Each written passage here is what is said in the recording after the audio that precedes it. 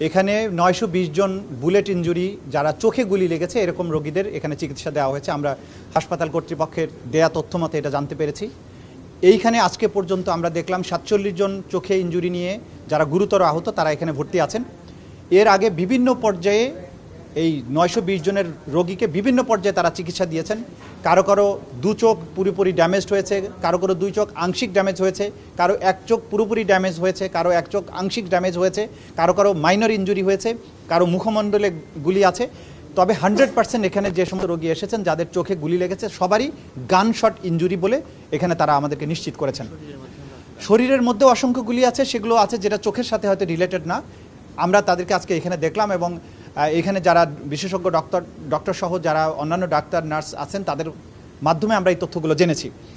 এবং তারা যেটা বলছেন যে প্রথম দিকে যারা গুলিবিদ্ধ এখানে চিকিৎসার জন্য এসেছেন তারা কিন্তু ভয়ে, পুলিশের ভয়ে তাদের নাম ঠিকানা বলতে চাননি, দ্রুততম সময়ে এখান থেকে চিকিৎসা নিয়ে চলে যাওয়ার চেষ্টা করেছেন। যাদেরকে ভর্তি করা দরকার ছিল, থাকতে বলা হয়েছে, তারা সেটা থাকতে চাননি, কারণ তারা আশঙ্কা করেছেন পুলিশ হয়তো তাদেরকে ধরে নিয়ে যাবে। একটা ছেলের সাথে তথ্য আমরা জানি যে তাকে একবার গুলিবিদ্ধ হয়ে চিকিৎসা নিয়ে ফেরত দিয়ে আবার যখন সে দ্বিতীয় দফায় ফলো আপে আসছিল রাস্তা থেকে পুলিশ তাকে ধরে নিয়ে গিয়ে, একটা বাচ্চা ছেলে, তাকে 12 দিনের রিমান্ডে নিয়ে তাকে রাখা হয়। পরবর্তীতে স্বাধীনতার পরে সে আবার নতুন করে জেল থেকে বের হয়। এবং আজকে বেদনাদায়ক অনেকগুলো স্টোরি আমরা প্রত্যেকের জন্য এক একটা বেদনাদায়ক স্টোরি আমরা শুনেছি।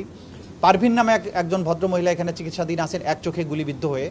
তিনি যাত্রাবাড়ি এলাকাতে ছিলেন, সেখানে তার বাসা ছিল। বাসার থেকে বের হয়ে তিনি যাচ্ছিলেন, সেখানে ব্রিজের নিচে বা যেটা কি বলে ফ্লাইওভারের নিচে অসংখ্য গুলিবিদ্ধ ছেলে পড়েছিল। একটা ছেলে তাকে ইশারা দেয় যে আমি গুলিবিদ্ধ নড়তে পারছি না, আমাকে একটু ধরে সরান এখান থেকে।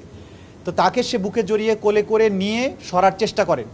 ওই ছেলেটাকে কোলে নেওয়ার পরে সেই ছেলেটা ইউনিফর্ম পরা ছিল, গলায় একটা আইডি কার্ড ছিল।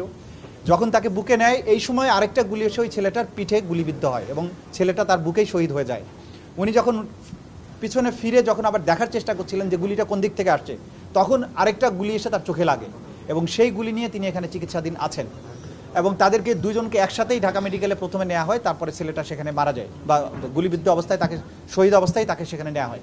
তো এই যে আমরা দেখলাম যে তাদের যে অপারেশন হয়েছে, অপারেশনের পরে যে পিলেটগুলো চোখ থেকে বের করা হয়েছে, অনেকের ফাইলের মধ্যে কিন্তু এগুলো সংরক্ষণ করে রাখা হয়েছে।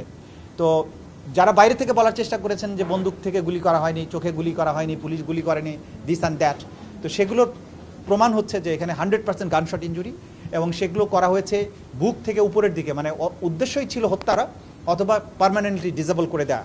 তো এগুলো আমরা এখানে দেখেছি, এগুলো তথ্য প্রমাণ আমরা সংগ্রহ করেছি। আমরা আরেকটা কথাও যেটা বলেছি, আমাদের এই দ্বিতীয় মুক্তিযুদ্ধের যোদ্ধা যারা, শহীদ যারা, তাদের পাশাপাশি আমাদের ডাক্তার সমাজ, এই হসপিটালের চিকিৎসক যারা আছেন তারা অসম্ভব রকমের সার্ভিস দিয়েছেন, দিনরাত টানা 72 ঘন্টা পর্যন্ত ডিউটি করেছেন, এটাও আমরা দেখতে পেয়েছি।